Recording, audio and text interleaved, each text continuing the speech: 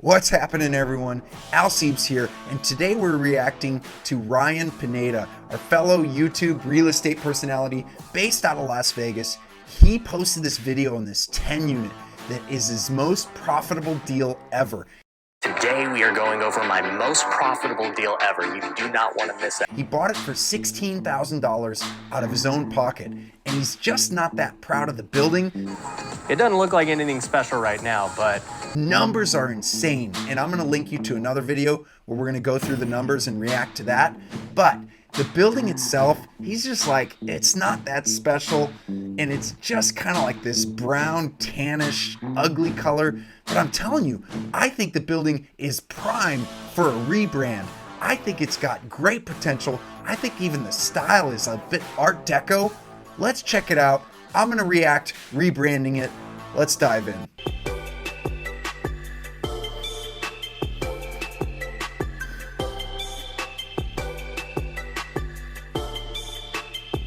all right, so obviously this isn't my prettiest deal, but it is the most profitable. So what's rule number one? Doesn't really matter how pretty it is. All that comes down to in flipping and investing is the numbers. Let me give you a little brief rundown of what exactly you're looking at. Now, I would agree with that. I would agree absolutely that it really does come down to the numbers. You want to fall in love with the numbers. You absolutely want to fall in the numbers first. However, the numbers can lie. You have to be careful. So what Ryan's not telling you here is he's got a lot of systems in place. He's got contractors in place. He does a lot of flips in the area. He's got teams and systems in place so that he can make sure the numbers are accurate. I had a client yesterday I was coaching who told me he was looking at a property with insane numbers, but this property was out of state in a low-income neighborhood, a rough location. And I told him, I've done that. I've done that in 5 different states. I've bought properties off of banks over and over and over during the recession when they were foreclosure and they were selling them for pennies on the dollar. They were almost paying me to take these properties. And you know why? Because while I tried to renovate them, they got broken into. The pipes got stolen. The copper of the electrical wires got stripped. It was a nightmare. Boarding them up wasn't even enough. We had to put these metal guard things on them. They're called dogs, but they're like these metal systems that you latch onto the window openings so that people cannot pry the boards off. It was insane. And the numbers made sense on paper, but once we tried to figure it all out, man, those numbers no longer made sense. But what we're going to dive into here is the rebranding of this property. Check this property out. I kind of like it. This is a 10-unit apartment that I bought about 2 years ago. We were doing some direct marketing just for single-family homes, and one of the sellers goes to us and they say, hey, I don't want to sell that home, but I do have this 10-unit apartment if you guys are interested in that. We weren't apartment investors, but I always train my guys, when there's an opportunity, say yes. We will figure it out in the meantime. So that's rule number 2 of this video is, even if you don't know how to do something, you can figure it out. Don't just say, I can't do it. Okay, so see that? Again, he's in Vegas. He's based out of Vegas. You see that needle there, space tower looking thing? I'm not a Vegas expert at all, but I think I was just searching Space Needle Vegas, and it looks like it's the Strat, and the Strat is located here, just here. Let me put my mouse over it there. It turns blue. So that's the Strat. So he's just over in that neighborhood. That's, I don't know if that's quite walking distance like to the Strip, but you know, this location's kind of interesting. I know he says it's a little rough around the edges, but if you're close enough to a big destination like that, I think we could do some interesting stuff here. So yeah, let's dive in a bit more here on the video. Check this out. I would have had that attitude, I would not have been able to get this deal. He tells us, go take a look at it, tell me what you think. So when I looked at this place 2 years ago, it doesn't look like anything special right now, but this is like super nice compared to what it was. You know, so he says it doesn't look like anything special. This is where I want to dive in. I want to really take a look at this. I think there's an opportunity here to rebrand. I really do. I think, you know, with apartment buildings, there's and especially when you look at that building, it's 10 units and there's a courtyard on the inside, and it's a pretty tight sense of community. Like if you're a resident there and there's 10 other, or well, I guess 9 other residents, you're going to kind of all know each other, or at least know of each other. And it's a tight community, and you can create an atmosphere. And look at the picture here.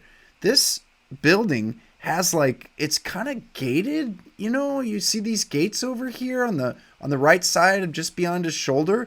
So there's almost like you could create a bit of a, if you can completely secure the property with gates.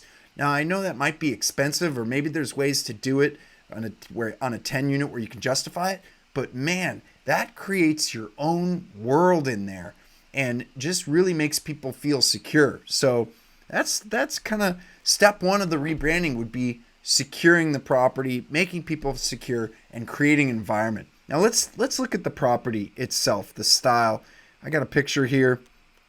So the building to me has kind of this Art Deco feel. I'm going to remove myself here from the picture so you can better picture the building.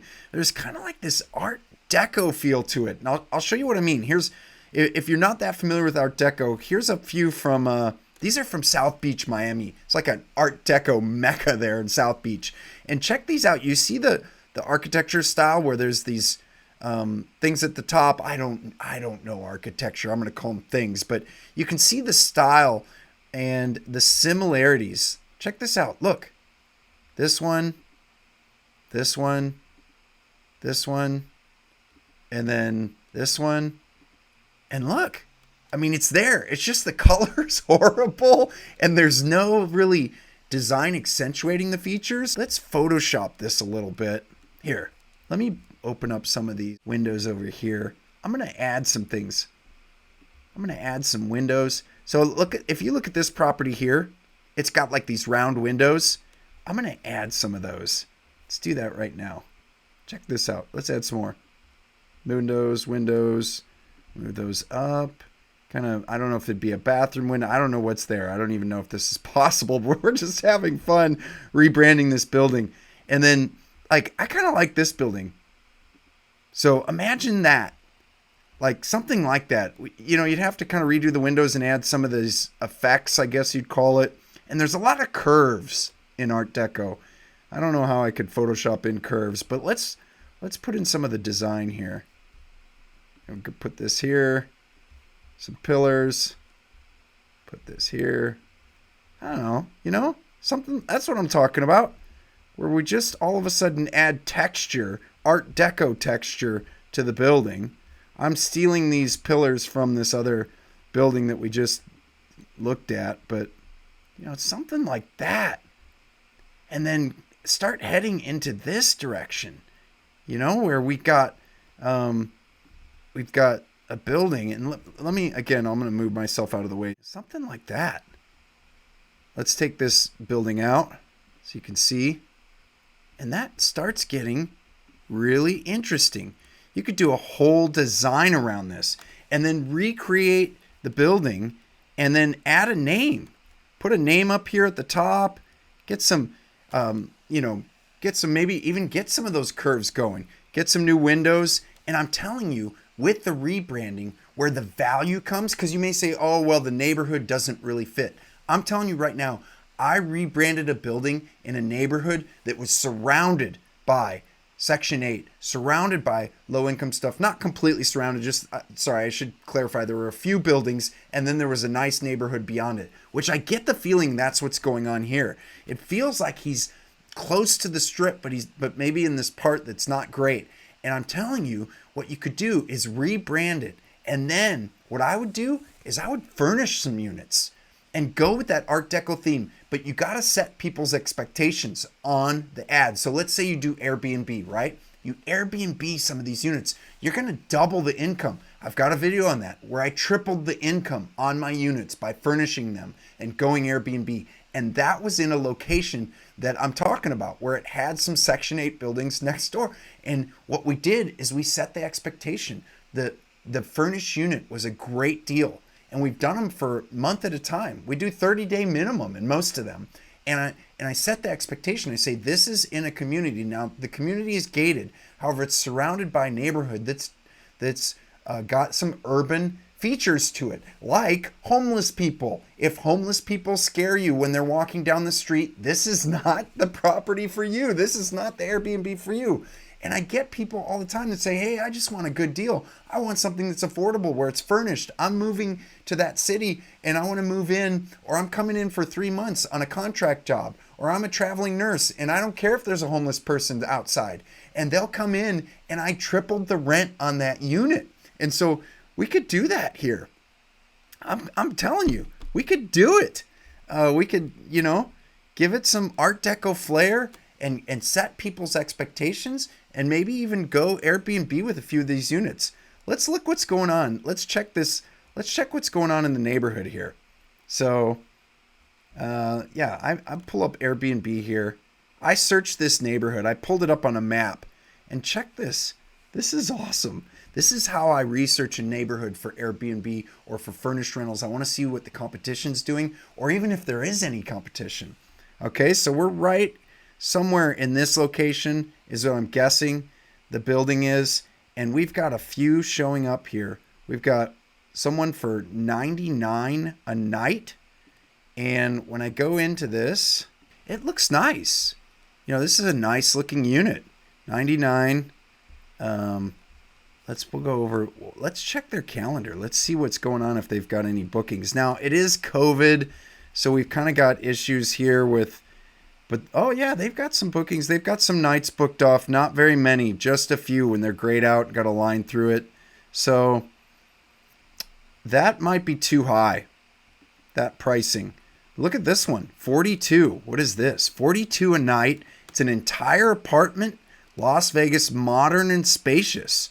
Here's our competition. We'd say Art Deco, right? Art Deco. Come on, we can do this, Ryan. I'm telling you. Modern and spacious, 42 a night. It might be one of your tenants. This might be one of your tenants Airbnb-ing their unit, and they're making the profit, not you. I don't know, do they show an exterior shot of the building here? Let's see if they show an exterior. They do there. I don't think that's your building. No, that's not your building. But they did a cool job adding some things to this property. But yeah, so I've had that happen before where literally a tenant of ours was Airbnb-ing their unit and they were making all the upside. And so, yeah, that's kind of interesting when that happens. Let's see how this person's doing on their bookings. Oh, wow. Look at that. That is interesting. Are they booked solid or are they just shut down? No, they're booked. They are booked all the way through because see, they've gone for the lower rate. They've gone for 42 a night and people are coming in and saying, that's a good deal. I could do that monthly. What is that monthly? Let's run our calculator here. 42 times 30 is $1,260. $1,260 a month, $1,260 a month. And I think Ryan's getting $7,000 a month on that building. So about $700 a month per apartment. So it's almost double. There may be more room to increase that rate. That does seem kind of low, but I think someone's just booked this one for 3 months. And the way to do it is to just try it in one unit. Just give it a shot and see, if you furnish a unit. I've furnished a unit for $2,500, literally buying furniture. And I walk you through that in another video, that video where I triple rental income and Airbnb unit. I'll show you how I do it, how I furnish, but I've done it, furnished it, try it on one unit and see what happens. If you don't want the hassles of someone, checking in and out every few nights, set it at a 30-day minimum. And then if that unit takes off, man, and it's just booked, then maybe try another one. And so that's what we've done. We got one building where we were up to 12 units. It was a 48-unit building, and we were up to 12 units fully furnished, going monthly. We weren't even using Airbnb. That was in Texas, and we were just getting calls from the oil companies that were striking oil down there, and they needed places for their engineers and all the people that were setting up these oil refineries and pumps and everything else that they were doing. And so we started with one and we just built on our successes. And so I think this building could be rebranded. I don't know. It needs a name. Give it like some sort of a Art Deco Las Vegas, Pineda Vegas. I don't know. Think of something, some sort of cool name and redesign. And man, I love it. I love the property. I think it has huge potentials. The numbers are already there. He's nailed it. Check out the other video where we run the numbers on this property, and he's absolutely nailed it on the numbers. Now, if we nail it on the rebrand and creating a cool sense of community, man, those numbers are just going to go up, and it's going to be an easier place to manage as well because people are going to love living there and they're going to stay there longer,